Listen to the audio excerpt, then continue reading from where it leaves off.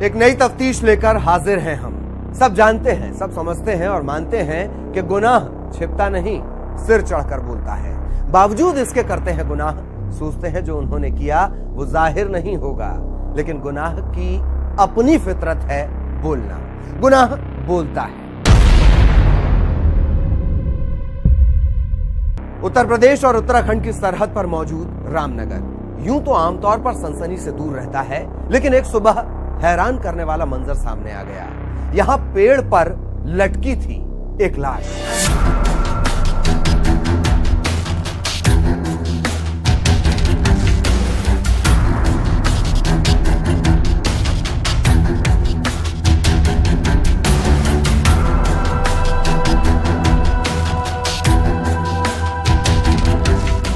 ये कहां से आकर यहाँ लटक गया? कौन हो सकता है? ये अपने इलाके का तो नहीं है, इसको पहले कभी नहीं देखा यार। यहाँ कैसे आके लटक गया? मुझे लगता है इसे जगह अच्छी लग गई होगी। मजाक मत करो यार। अरे भाई पुलिस को फोन तो कर दो। पुलिस के तो सिराज सुबह ही फोन लगा चुका है, जब उसने सुबह हम लोग को बताया था तभी।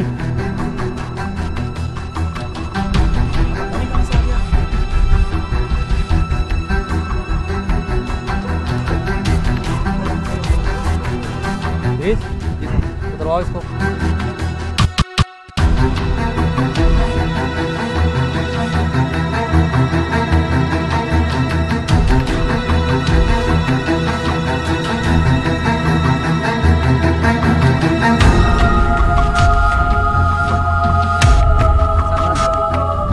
मुझे फोन किसने किया था? आपको फोन सिराज ने किया था। कहाँ है सिराज? नंबर तो वही है जिसे फोन किया था। हाँ नंबर वही है।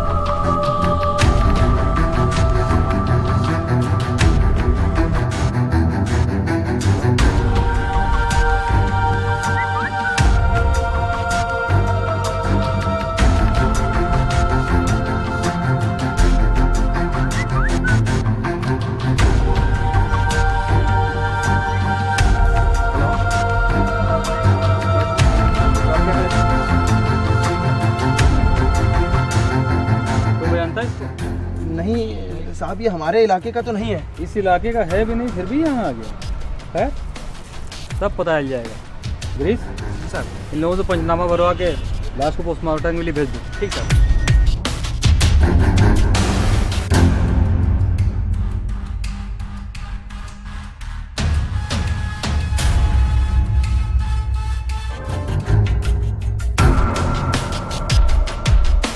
सिराज तुरंत मुझे फोन करो।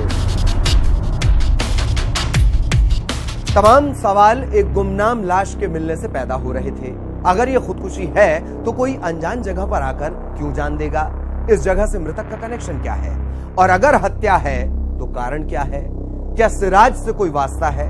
फिलहाल पुलिस के लिए जरूरी था मकतूल के बारे में जानना, जो उसकी जेब में पड़े कागजात और पर्स से मिल गया। सरोजा जी, हम आपका गम समझते हैं, लेकिन पुलिस का अपना फर्ज है। ये बताइए, आपके पति राजेंद्र की कोई दुश्मनी या आपको किसी पे शक है? देखिए, हमारा दिमाग काम नहीं कर रहा है। आप प्लीज हमें अकेला छोड़ दीजिए। अगर आप ही सहयोग नहीं करेंगी तो कैसे चलेगा?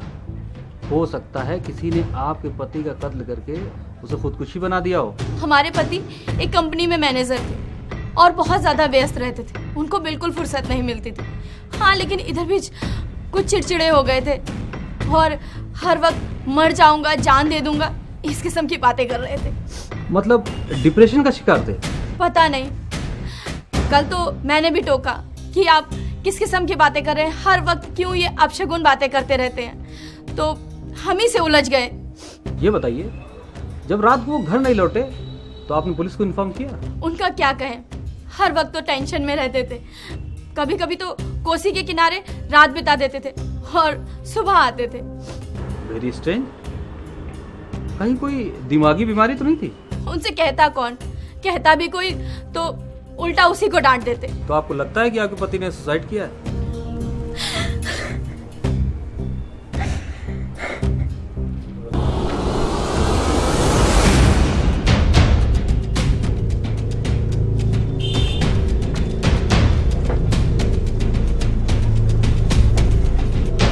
गुड्डू चाय पिला भाई। जी साहब लाए। दिमाग चकरा गया आज। साहब क्या सोच रहे हैं? मुझे तो कुछ गड़बड़ लग रहा है। अरे यार यही सोच रहा हूँ कि आगे किस तरफ से बढ़ा जाए। आखिर खुदकुशी की तो क्यों की? एक बात है कि जो मुझे खटक रहा है। सोचिए कि जहाँ कोई न रहे वहां पर तो जाने का किसी का कोई सवाल ही नहीं उठता, और वो भी रात को। साहब कैसे कोई इतनी रात को रस्सी ले जाकर खुद फंदा लानाएगा और खुद ही लटक जाएगा? ये बात तो है। कुछ तो ऐसा है जो बिल्कुल साफ साफ दिख रहा है मगर नजर नहीं आ रहा है। ज़्यादा टाइम होगा तो रिपोर्टर पीछे पड़ जाएंगे। बात एकदम सही है। ये लो पी लो चाय, अकल खुल जाए। चुप बे, तेरी चाय पीने से हम लोग की अकल खुल जाएगी। जान लेना चाय बनाते हैं, एक दिन हमें सलाम ठोकते नजर आओगे। चल निकल। इदरीस, पोस्टमार्टम रिपोर्ट आ गई?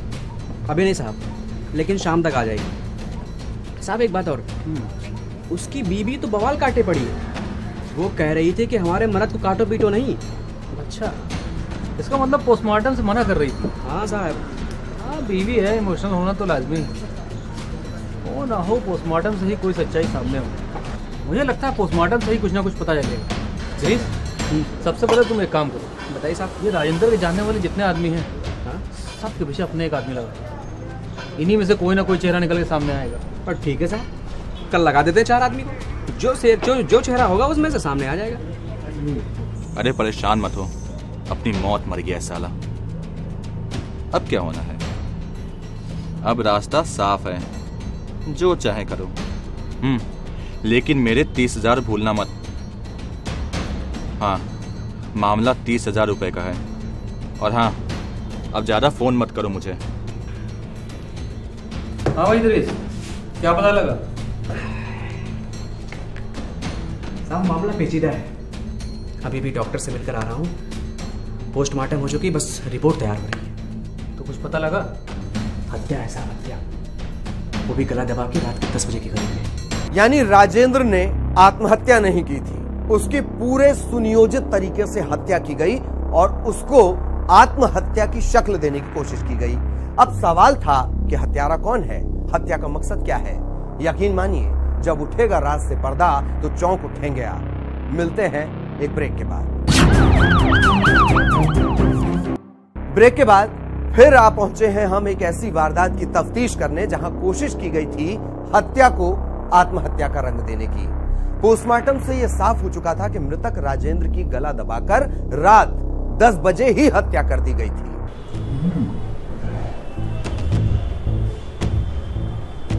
और कोई बात सामने आई पोस्टमार्टम से? हाँ, एक खास बात है जो डॉक्टर साहब ने कही थी कि मकतूल के पेट में अल्कोहल भी मिला है, और उनका ऑफ रिकॉर्ड यही कहना है साहब कि ये मर्डर ही है। तो ये तो कंफर्म है कि ये मर्डर है, लेकिन हत्यारा कौन है? 1 मिनट, उसकी बीवी कह रही थी, और वो सिराज। मुझे सिराज पर शक है, तुम उसका पता लगाओ। लेकिन साहब उसकी बीवी तो बेसुध सी रहती है, किसी की बात पे कोई जवाब ही नहीं दे रही है। यहाँ तक कि तो कल वो पोस्टमार्टम पे लाश उठ रही थी, तब भी होश में नहीं थी। हो ना हो, मुझे सिराज पर ही शक है। तुम पकड़ के लाओ साले को। हाँ ये बात ठीक है, तो धर ही लेते साले को आज ही। सिराज को उठाओ तुम। ठीक है। हम तो सोच रहे हैं नैनीताल ही निकल जाए, नहीं तो पुलिस का क्या है, कब दिमाग घूम जाए। तुमको ऐसा करना ही नहीं चाहिए था सिराज, जबकि तुमको मालूम है। तो क्या करते यार, नहीं हुआ खुद पे कंट्रोल। अब जो हो गया देखा जाएगा, पुलिस को करने दो अपना काम। अच्छा, हाँ, हमें भी यही बात बार बार अखर रही थी। अब कोई मुरवत नहीं, आज पकड़वाते हैं साले को। हाँ ठीक है, ठीक है, ठीक। क्या नाम बताया? होरी रावत। मामला उलझता जा रहा था। पुलिस के सामने कई नाम ऐसे थे जिन पर शक करने की ठोस वजह थी। इनमें सिराज, खुद मृतक की पत्नी सरोजा और अब एक नया चेहरा होरी रावत। आखिर ये होरी रावत के बारे में क्या इंफॉर्मेशन मिल गई थी पुलिस को? ठीक है, राजेंद्र हमारा दोस्त था, हम खुद उसकी मौत के सदमे में हैं और आप हमको ही पकड़ ले आए। आखिर क्या मालूम करना चाहते हैं आप लोग? देखो होरी, जो कुछ जानते हो सच सच बता दो। ऐसा तो है नहीं बगैर सबूत के हम तुम तक पहुंच गए होंगे, इसलिए सब कुछ सच सच बता दो। वैसे भी वारदात का आज चौथा दिन है। तो इसमें हम क्या करें? और देखिए, इस तरह आप लोग हमको बेवजह थाने में रोक नहीं सकते हैं। बोले थाने में रोकने की वजह इधर जी साहब, ले जाए इनको, इनकी सेवा जो करनी है। और इनकी सेवा ऐसी करना कि सेवा का फल इनको जरूर मिले। जी साहब, जी साहब। चले चले।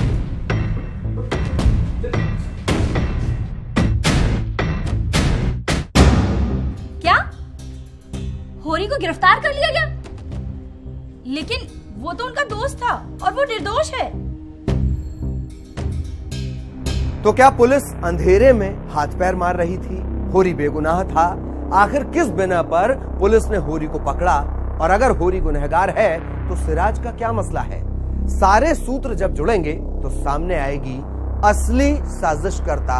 इंतजार कीजिए, लौटते हैं ब्रेक के बाद। ब्रेक के बाद खुलने को है रामनगर के रहने वाले राजेंद्र की हत्या के तार। पुलिस ने मृतक के हर जानने वाले पर सख्त नजरें गड़ा दी, जिसमें पकड़ में आया होरी। और जब होरी पर चला कानून का डंडा तो रेडियो की तरह बोल पड़ा बंदा।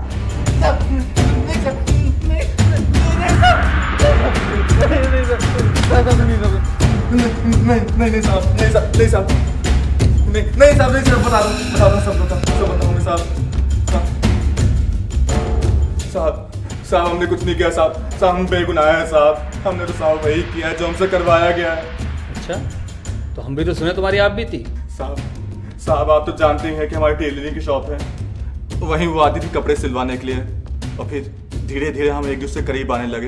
एक दिन साहब जब मैं दुकान पे काम कर रहा था कि तभी उसका फोन आया।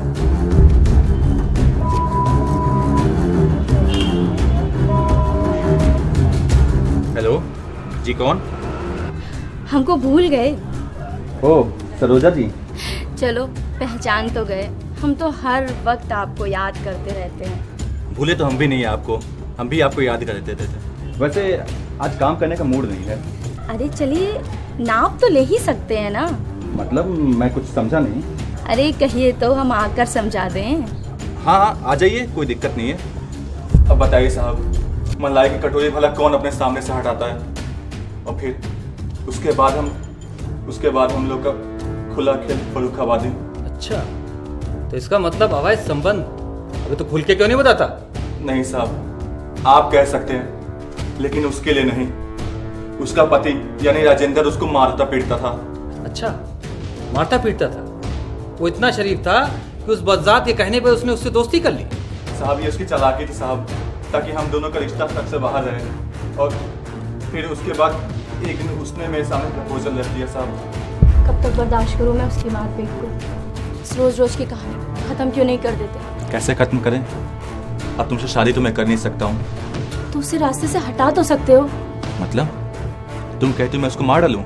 देखो, जो मजा लेना है बस उतना ही काफी है।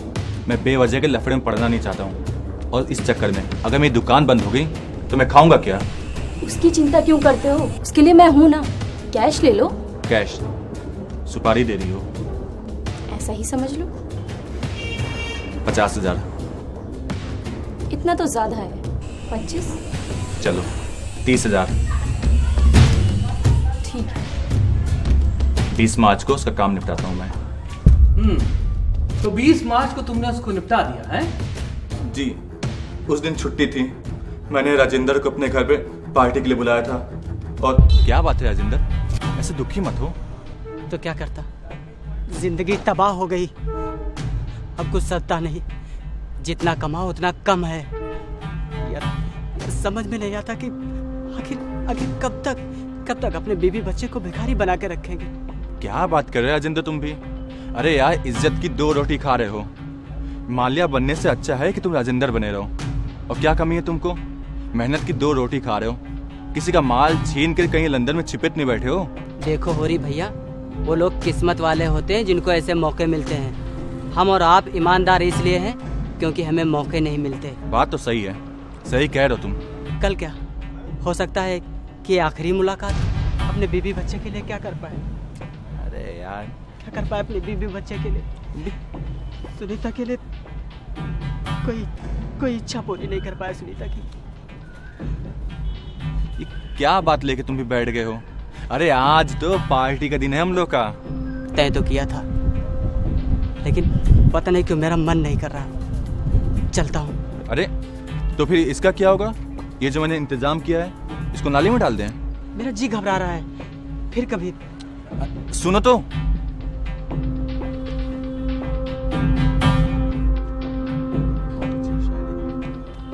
जिंदगी एक जहर का प्याला है, मौत का वक्त आने वाला है। कौन कमबख्त कहता है शराब अंधेरी है, शराब अंदर है तो उजाला है। वाह क्या शायरी कह रहे हो, वाह। दिल जब टीसता है तो कुछ कमाल होता है, लेकिन सच में यार मजा आ गया। पर तुम तो भागे जा रहे थे। हाँ, उस वक्त मेरा मन नहीं अच्छा था, लेकिन एक बात कहूँ तो मेरे अच्छे दोस्त हो ना। जब चाहे आजमा के देख लो।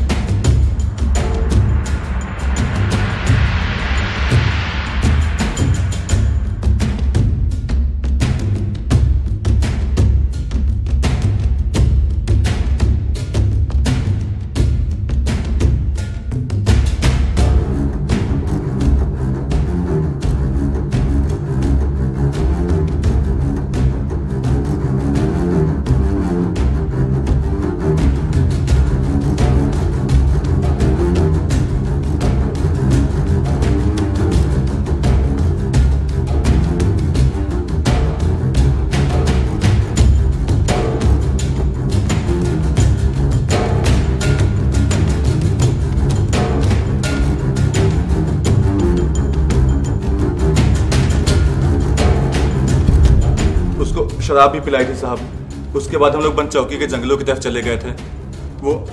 वो नशे में था, इसलिए गला दबाने में उसको जरा भी तकलीफ नहीं हुई। और उसके बाद लाश पेड़ पे लटका के तुमने सोचा कि कानून तो है अंधा, तुमको पकड़ तो पाएगा नहीं। लेकिन बेटा गोरी, कभी कभी गुनाह बोलता नहीं बल्कि चीखता है, समझे? सच है, गुनाह बोलता नहीं चीखता है। सरोजा जैसों को शायद इसका इल्म नहीं होता कि एतबार का खून समाज को कितना लहूलुहान करता है। अब अपने कर्मों की सजा भुगतने के दौरान उसको इसका एहसास हो। आज का सफर यहीं तक। जय हिंद।